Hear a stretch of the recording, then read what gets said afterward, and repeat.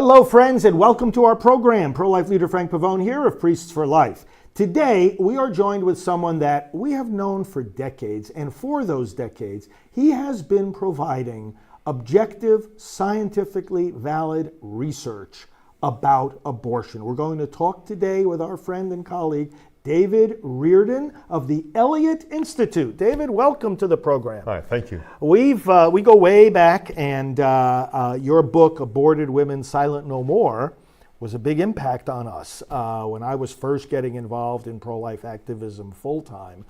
It was one of the first books I read, and Janet Morana, same thing. And of course, as years went by, we had the Silent No More campaign arise, and it very much had roots in what that book was telling us about, how women who have had abortions are impacted in a very, very negative way. So this is an area that you've been researching for such a long time. And tell our viewers, first of all, what the Elliott Institute is, why it has that name, and what you've been doing all these decades. Well, like I said, so my first book, I was introduced to Nancy Jo Mann, who founded WEBA, Women Exploited by Abortion. Right. And she was going around just talking about her experience, and she was trying to offer support for other women who were suffering grief after their abortions. Right. She'd been through a traumatic second trimester abortion, saw her aborted baby, and had issues with substance abuse for many years, and almost died in an accident. And she came to a conversion and felt that maybe God was leading her to help other women because others must be going through what she did. Yes. And it just struck me at the time, this was back in the early 80s. 80s, yes. That everybody's talking about either abortion as a legal issue or as whose rights prevail, the women's or the babies or whatever, and no one's talking about what women actually go through in experiencing the grief, how they work through it, how they find healing. And I just felt that was a part of the debate that we need to draw attention to, because if women are grieving, the fact that my baby died in an abortion is something that people should consider and understand, because it builds relationship with the aborted child. Right. And so I just thought it'd be a one-year project, to be honest, that I was going to help her draw together stories, and I was going to write them up because I was a writer at the time, and I just thought, this will, but it turned into like a 3-year project, and then when we got done with that, I felt a need. The other side was saying, well, these are rare. This isn't, it doesn't happen often. So I wanted to do a national survey of women to show that it was widespread. Yeah. And so I wanted to raise some money for the national survey, and so I established a nonprofit organization so people could donate for the survey and establish the Elliott Institute. And Elliott is a derivative of Elijah, so that's kind of why that was the inspiration for that. Yeah. There was no rich Uncle Elliott who funded it. So we can change the name if there's the rich Uncle Jacob. If you want Jacob Institute, send the rich uncles my way. Exactly. Well, the whole idea of research is so important. I mean, we have these public issues, abortion, one of the most contentious, and everybody's got an opinion, right? Or they think they have an opinion. But it's like, what is it based on? And you think about that old adage, everybody has a right to his own opinion, but nobody has a right to his own facts. And you try to get to the facts as best as we can ascertain them, right? Interviewing women. But it's a challenge too, isn't it, when you think about this question, okay, I want to research, what does abortion do to the woman who has it? It's one thing what it does to the baby. Advocates of abortion always want to just deny what it does to the baby. But they also deny what it does to the woman. They present it as, oh, this is good. This is good for women. This is healthcare. This is helpful, whatever they want to say it is. But to actually research that, the ins and outs, the challenges of that. And one of them that comes to mind right away, and I've seen you write about this over the years, is that if someone has had such a traumatic experience from their abortion, isn't that one of the things that they want least to talk about, right, or to think about? But in order to do research on the impact it had, well, you got to kind of talk to them and have them think about it, right? How do you overcome that problem? Well, I mean, so to begin with, like with the first book, we were talking to women who were participating in post-abortion grief. So these are women who were acknowledging their grief and were seeking help from other women. Okay. So I use an analogy that was basically, if you want to study a disease, you don't go study healthy people. You talk to the people who have the disease and find the symptoms. Okay. And so, we learn from them, we find the symptoms, and then when we do our research on the general population of women, we know what questions to ask, what's appropriate and what's not appropriate. Right. For example, kind of to the counter, a study done by a pro-abortion researcher, they included in the list of negative factors. They only, we recently did a study where we covered like 15 negative risk factors. They only asked about 5, and 3 of them were overlapping: sad, blue, or whatever. And one was disappointed, which I never ever heard a woman refer to.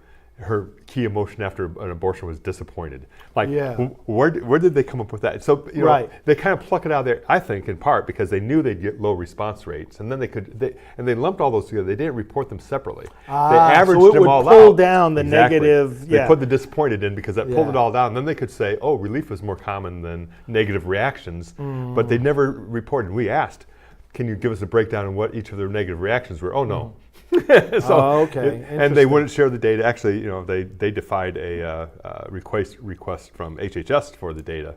So the effort to try to portray abortion as always beneficial to women, they don't declare that, but it's a major goal of the abortion industry is to give the false impression that every abortion is freely wanted and every abortion helps women, and it's very rare for women to complain. In fact, the opposite is true. The opposite. The vast majority of women feel pressured to have abortions that go against their conscience, and the majority have negative reactions, but the lie has to be maintained that abortion's safe. Good. Going all the way back to the days of President Reagan, his Surgeon General, C. Everett Koop, Reagan asked him, what is the effect of abortion on women? Bring us through that story, and then the response that Koop gave to Reagan, and then fast forward to today. Have we solved the problem? Have we done enough research? Yeah, well, so Koop was asked to do a report on the health effects of abortion on women, and the presumption was, because he was very pro-life, that he would come out lambasting abortion. Now, Koop was at that time actually enjoying a lot of support from the liberal media because of his stand on safe sex against AIDS. Okay. And he had embraced use of condoms and safe sex. And so he was getting, he's doing a lot better job than we feared. So he was being a little bit courted by the media. And plus he felt that, he wrote that he felt that the focus on the women was a mistake for the pro-life movement, that we should just focus on the baby. So basically, he gathered evidence, and the evidence was because there wasn't any really good research. And he basically admitted truly that all the studies have flaws, and if you really want to do this research, he wrote in his letter, you need to do a 5-year longitudinal study where you track people all the time. Okay. And it'll cost you that much money, certain amount of money. But I can't make any determination based on the science. And longitudinal meaning that you follow the woman over the course of years, right? Yes, so there's a number of longitudinal studies done by the government all the time, where basically they get a group of people and they interview them every year. Every year. Just a random sample of people. So if you interview a random sample of 10,000 women over 5 years, a certain number of them will have had abortions during that time, and you can kind of track. So now, that was never done. There is, in the I guess almost 40 years since all that happened, there are a couple longitudinal studies that weren't really designed to do this, but kind of overlap enough information. So there's a couple studies done by Paul Sullins based on what's called the Adolescent Health Survey, where they interviewed women for a number of years. And he found very clearly, after controlling for 25 different factors, including prior mental health, that there was an independent effect of abortion on negative mental health outcomes. It's the best study done, and it's totally ignored by the pro-abortionists. You'll never see it ever cited by them. They don't even respond to it. They just pretend it doesn't exist, which is their way of, I've almost 50 studies they've published, and they just pretend we pretty much don't exist. That brings up an important issue. Now, we've been talking with you for decades, other researchers too, that you and I both know, done fantastic work in looking at the negative impacts of abortion. And this is a problem that so many refer to, that, look, we do the research, we follow all the principles and the methodologies that go into solid research, but that's not the end of the story. You get the political bias on the part of publications, or even if you do get something published, then there are these wars that ensue about retraction, right? People on the other side don't like it, or those that are just, they don't want a bad word said about abortion. Tell us about that whole battle and how we overcome that. Well, I'm not sure how we overcome it. We just have to kind of persist in it, like you said. And that's one reason, for example, Priscilla Coleman, which is, I assume, one of the things you talk about. So she had done one study based on the national representative sample of women using data that was collected by another group, longitudinal study. She did an analysis, and the other side came back and did a counter-analysis, and they found a little bit difference because there were some different weightings and things that they did. But anyway, they turned that into a big issue. Oh, we found something different. And that's in part underscores the fact that with the Sullivan's study, that's also publicly available. They've not challenged his because he didn't make any minor errors, and so they just pretend it doesn't exist. But like you said, so they're very anxious they've tried to retract a paper that, get a paper I published in the BMJ, retracted, the BMJ declined to retract it. They went after... That's British Medical Journal? British Medical Journal. So they're losing in the field of evidence, so they're trying to get retractions using their political power and their money, because if they can attack, it turns into ad hominem attacks too. They're attacking the researchers because the evidence keeps turning against them. So one thing I was going to say, here's a good thing, something that most people would have never have heard, but we have several studies published and a meta-analysis published in a respected journal showing that when you link death certificates to reproductive health history, and we've done this in Denmark and in California, and it was also done in Finland and in a couple other countries. Every study shows that the death rate after abortion is higher in the year following abortion than childbirth. So the claim that abortion is safer than childbirth is 12 times safer, the risk, that's totally a lie. Yeah. But you never get reported. And those studies should have been published in top peer-reviewed journals. Yes. But they're in second tier because the top ones, they just don't want to accept, as soon as we send it, no, this isn't of interest to our readers. Right. Literally, I get from editors, this isn't of interest to our which is... Wow. Obviously, abortion, a very high-profile, important subject, exactly. and no, we're not interested in Well, you see, and that's the challenge. Abortion. The challenge I'm always making to the supporters of abortion is if you are going to assert that you care about women's health, and you even present abortion as an aspect of women's health, then don't you want to look at the question of how abortion impacts women's health? Right. It's just to be honest, to be transparent, but these people aren't. Well, and even the pro-abortion side, every study that they've ever done identifies at least some subgroup of women who have severe psychological issues with their abortions. So that leads them to ask the question, well, why? And so they've published in their papers, well, they had prior mental health issues, or they had ambivalence, or they were too religious, or whatever. So in the process, they're identifying what we call risk factors. These are risk factors that predict which women are having more problems. A couple of them even have written in their papers, well, this can be used at the abortion clinics to screen. Well, we know as a fact the abortion clinics don't screen and they for don't any of these do that. things. So let's delve into this for a moment, because I think our audience will find this fascinating and helpful as a talking point. You're saying that based on the research, we know that there are certain conditions that woman might have, either in her health or in her experience or in her attitudes or beliefs.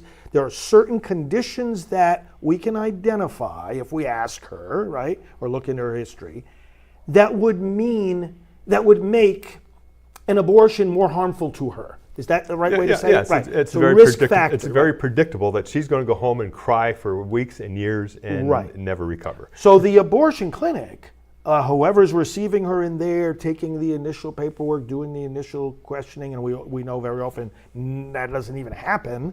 They could have these risk factors in front of them, and they could assess her like this is likely to be a much more traumatic experience for you than you're expecting today, right? But they don't do that. Right. So everywhere else in medicine, you have to screen and make a decision whether or not the procedure is going to hurt or benefit the patient. Right. So ophthalmologists who do LASIK surgery, they look at your eyeball and they decide, are you going to get good results or not? And believe it or not, they turn away 20% of people looking for a LASIK surgery because they say, you're not going to get good results. but they never say that at an abortion clinic. Well, right. In other never words, the say- LASIK surgery guy doesn't say, "Oh, well, it's your choice, so I'm going to do it." Right. I'm just going. In fact, he doesn't just say, "You don't." He insists on looking at your eyeball. Yeah. He doesn't let anybody walk in and say, "I want some LASIK surgery," and he says, "Jump up on the table, we'll do it." Right. He's always going to examine: are you going to get good results? Because they care about you. The abortion clinics don't care about for the abortion clinic, I guess I don't want to be overly broad. Right. I'm sure many people in the clinics honestly believe they're helping women. Right. In fact, they hire a lot of women who are post-abortive because those women are hoping that maybe I can help other women get through it better than I did, right? And they're struggling with their own issues.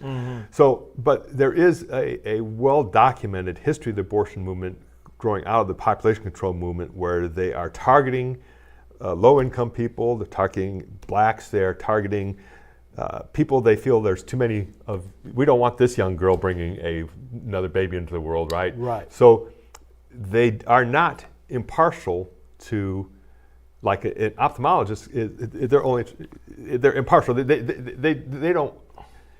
Even though they might profit from your having it, it's not like they're changing the society and reducing the carbon footprint of the population. So the bottom line is abortion clinics not only have financial motive, but a lot of them have ideological motives, driving them to encourage abortion. In fact, the cost of abortion is artificially kept far lower than every other medical surgery. You don't see the prices going up. Yeah. Right. There was a study done years ago, but the bottom line is it should be, if it kept up with other kinds of medical procedures, it should be like $4,000 instead of $400. $400, right. So it's artificially kept low, and not only artificially kept low, but you have foundations giving money to clinics to do abortions on women who say they can't pay for it because they're so darn anxious to make sure they keep the abortion rates as high as possible. Amazing. Well, friends, if you're just joining us, we're talking with Dr. David Reardon of the Elliott Institute, a key researcher on the question of abortion and its impact on women and others. David, one of the things too, of course, that is at the foundation of people like yourself being able to do good objective research is record keeping. And we have now in the United States a new administration, new people taking the reins at the Centers for Disease Control, at the Department of HHS. I wanted to ask you about record keeping because it's kind of deficient in the United States, isn't it? I mean, I know that for some of the studies that you and others have done, you mentioned Denmark before. You go to other countries precisely because the health record keeping is different than it is in the U.S. Tell us a little bit about all that. Yeah, so in some countries there's an abortion registry, so that every time an abortion is done, there's records identifying the person so they can link to other records to identify if they have psychological issues, suicide, other things following the abortion.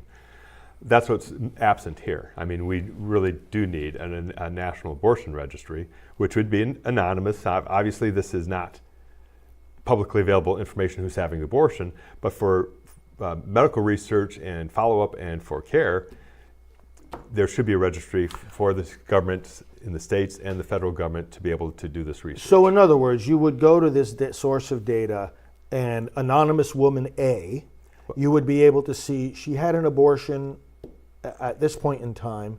She had she died of suicide a year later. Or a month later. You'd be able to link their records and get a true count of how many suicides occurred in the year following abortion versus childbirth. So really, we can't do that so easily here in the United States, or we can't do it at all. So you have to go to some other countries.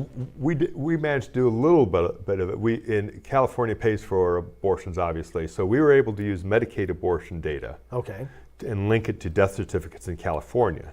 And that's how we showed there was a increased risk of mortality, including suicide and actually cardiovascular disease. And there's been a couple of studies that have been done now, about 4 or 5 studies linking abortion to increased risk of cardiovascular disease. Let's do some rapid fire.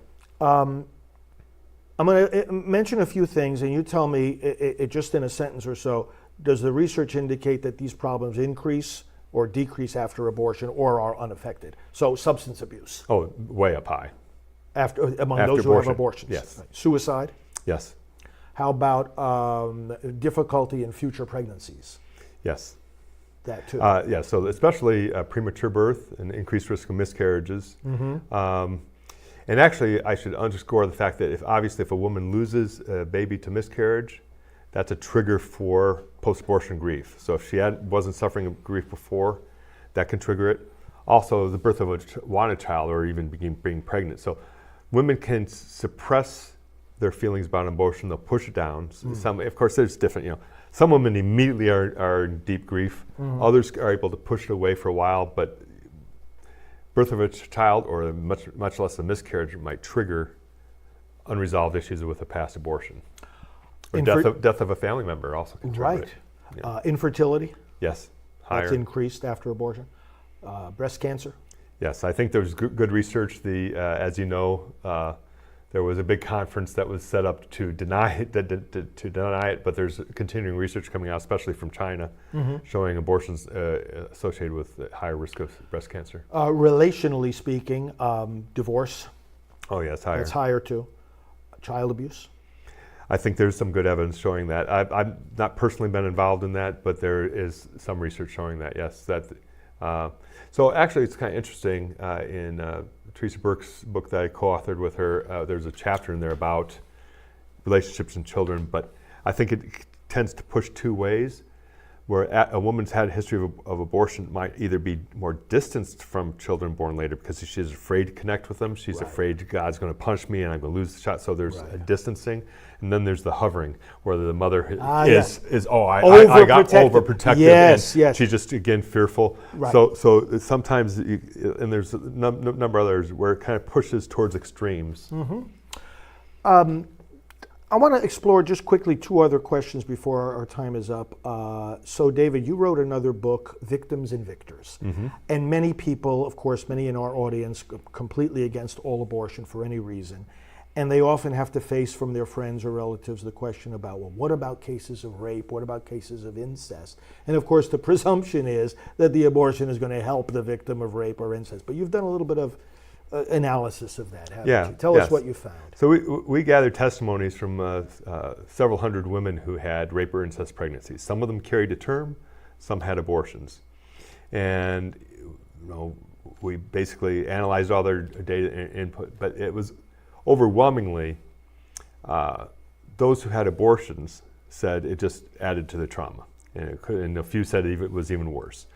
Those who carried to term said, that was the better way to go. Most of them would advise other women to carry to term. Some were like, well, I'd be hesitant to tell anybody else what to do. Right. One of the main things I think was real striking is that the women who were incest victims were almost always a forced abortion because the family's trying to cover up the incest, right? And so this idea that, there've been a couple cases in the news, about very young women who are incest victims and they were being denied an abortion. Well, who's wanting the abortion? That's not the little girl. To be honest, even a very young girl, 11 or 12, the very extreme young girls, they are in their minds idolizing, just a baby and dolls. I mean, so the maturity view of being a mother, but they see it as an escape from the incest.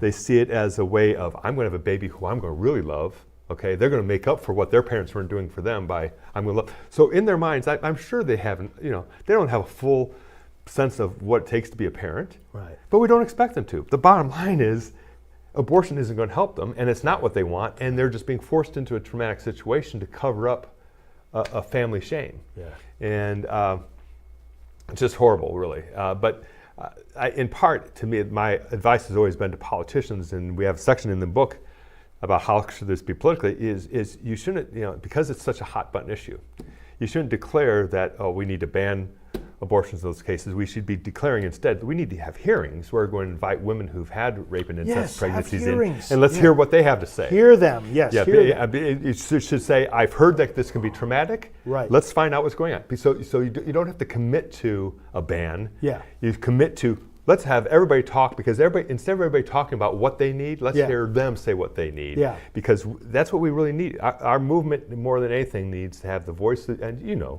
voice of the women who've been there and the men who've been there to talk about what they've gone through, what their grief experience is, because that's the other side hates to hear testimonies of our side. You know, they want their women coming forward. Oh, I really need an abortion. Yeah. But they don't want the public to hear about how abortion is hurting women. Exactly. Much less how they're being pushed into unwanted abortions. Well, that's going to be my final question, a very important one. You've done some key research here. We've had a number of states now, as people are well aware over the last 2 years, pass these constitutional amendments saying either they use the phrase right to abortion or they use the phrase right to reproductive autonomy, freedom, etc. And I've been making the case in these states that, look, if you're going to say somebody has the right to reproductive freedom in all aspects of their reproductive life, that doesn't just mean the right to end the pregnancy. It also means the right to continue the pregnancy. So that if somebody were to pressure, coerce, deceive, or in some way make that woman have an abortion contrary to her preferences, her convictions, her beliefs, that's also violating her rights, her constitutional rights. And again, in some of these states where they're putting this language into their constitutions. You've looked at the question with quite a bit of detail and precision as to, is abortion a matter of freedom of choice, or is it a matter of someone feeling they have no freedom and no choice? Tell us what your research has found. Well, obviously, the very common, it's the latter. Many women will say, I had no choice. Now, some of them will obviously condemn themselves as you know, it was totally my choice, and even though they were being pressured by others. So, but I mean, it's our recent research, probably the best data available based on a national random sample of adult women, indicates that 1/3 of women describe themselves as freely choosing their abortion in accord with their own conscience. So these are the women who decide they want to do it for their own reasons. Right. The rest are all feeling pressure from other people or circumstances. They're feeling they have no choice. And in fact, 10% describe their abortions as coerced, meaning there was a lot of pressure. Right. I'm going to kill you and if you don't. 60% face some pressure. So it's a gradient, okay? It goes across the thing. Okay. Now, sometimes that pressure can be so merely, well, I'm not going to stay around if you don't have the baby, right? Or it could be just the roll of the eyes. I mean, Yes. So I mean, there's subtle, just lack of enthusiasm for having the baby, right? Yes. So yes. some of it's just pure because that has an impact. There's just a financial pressure. Well, if we could afford it, I'd love to have this baby. But I know it's life. But in a certain sense, it's the woman who's making a decision. I know it's wrong, but hopefully God will forgive me, and I'll just go through it and have it done. Yeah. And so she doesn't realize that when you go through it, that's going to hit you a lot harder than you anticipated. Yeah. You're going to have a lot of doubt that God is going to forgive you, even though God will forgive her. I mean, He will, but you shouldn't be as presumption guilt. Presumption is not right? the same as trust. But the point is that for the majority of women, they're acting against their conscience and they're paying a very high price. Now, even those who freely want their abortions, many of them are going to suffer psychological issues. Yes. But on average, they are going to report less issues than all the women who are at these high risk. And even, like I said, even the pro-abortion literature underscores that these risk factors, feeling pressure to have an abortion puts you at high risk, ambivalence about the decision, not feeling real strong about it, puts you at higher risk, being emotionally attached to the baby is at high risk, having more conservative or religious background where you believe life is sacred, it puts you at risk. You're going to be, right. But the majority of women are acting against their conscience, and the abortion providers know it. So we were talking earlier about screening, and the screening for risk factors, including pressure, coercion, et cetera, does not normally occur at abortion clinics. Help our viewers understand, right now, it is already illegal, isn't it, to force someone to have an abortion. In fact, it's illegal to force someone to have any procedure, right? So, however, it's not illegal for that abortionist, most of the time, to fail to screen for pressure. Or to be openly complicit in it. Because as long as the parent sign the document, they're covered. So yes, it is a huge problem that abortion industry is knowingly complicit in coerced and unsafe abortions. What are some of the questions they should be asking that? Well, they woman? should be screening. I mean, you know well that I'm an advocate for a right to redress laws that which would require doctors who, if they fail to screen for all these risk factors, should be liable for the wrongful death of the baby because Okay. the woman would not have agreed to do the abortion if they had received proper screening and counseling. Just like that ophthalmologist, if they did a surgery on you without checking your eyeball out, you should be able to sue the guy, right? Right. Same thing here. I think I mentioned to you, Kevin Sherlock was an author. He wrote that abortion is still practiced with the ethics of the back alley, which is exactly what's going on. They let women self-diagnose.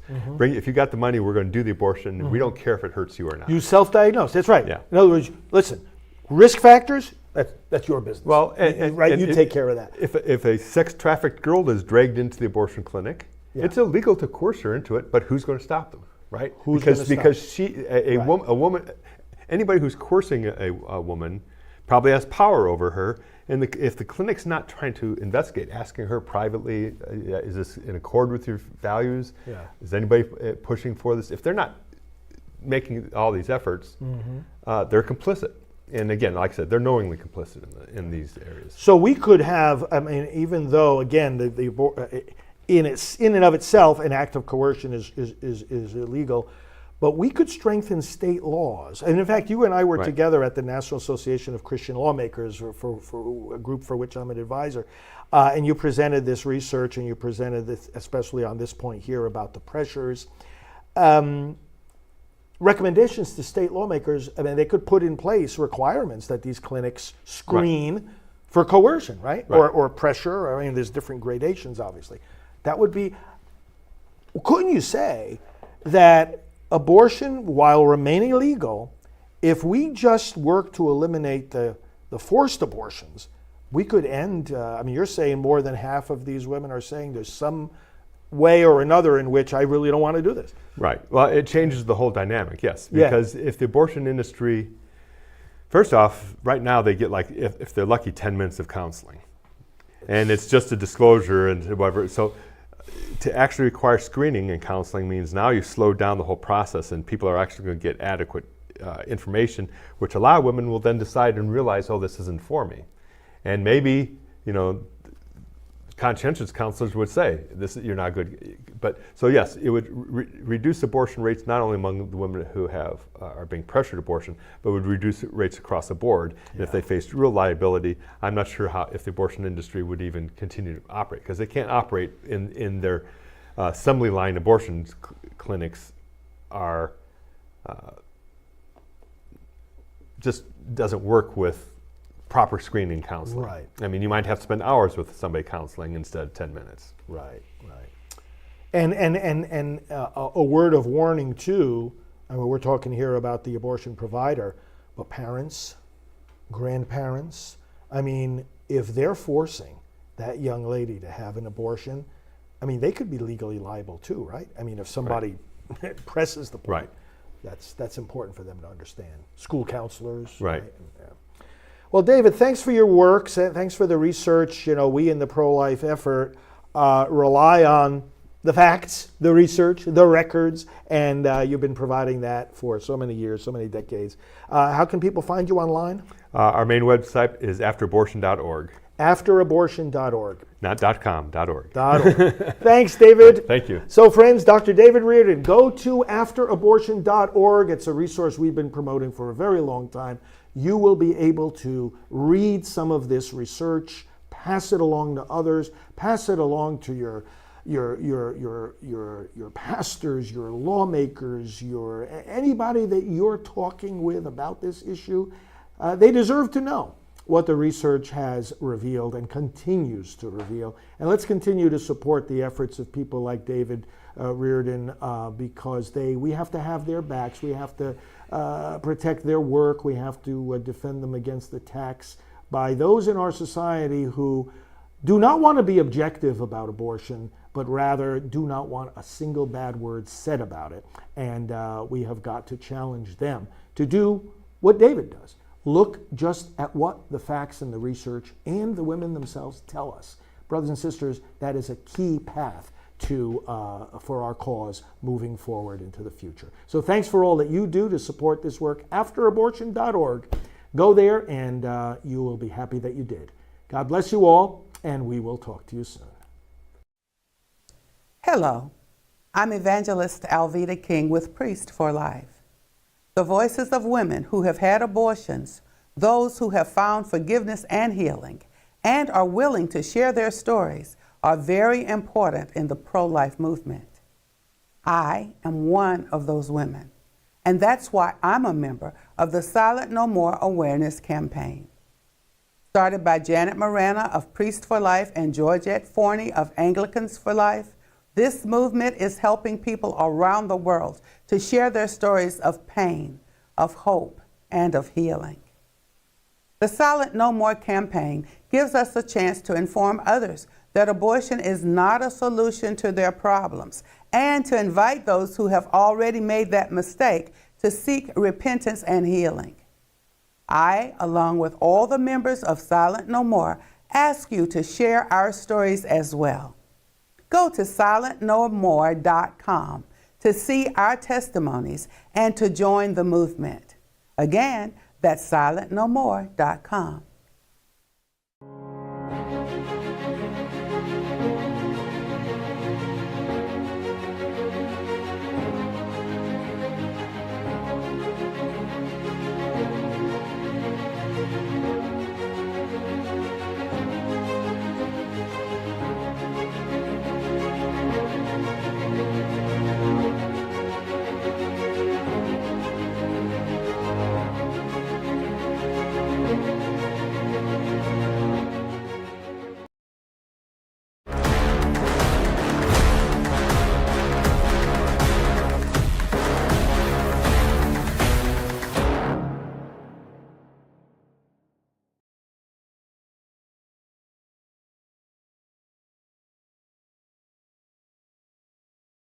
Follow him, Father Frank Pavone, F.R. Frank Pavone.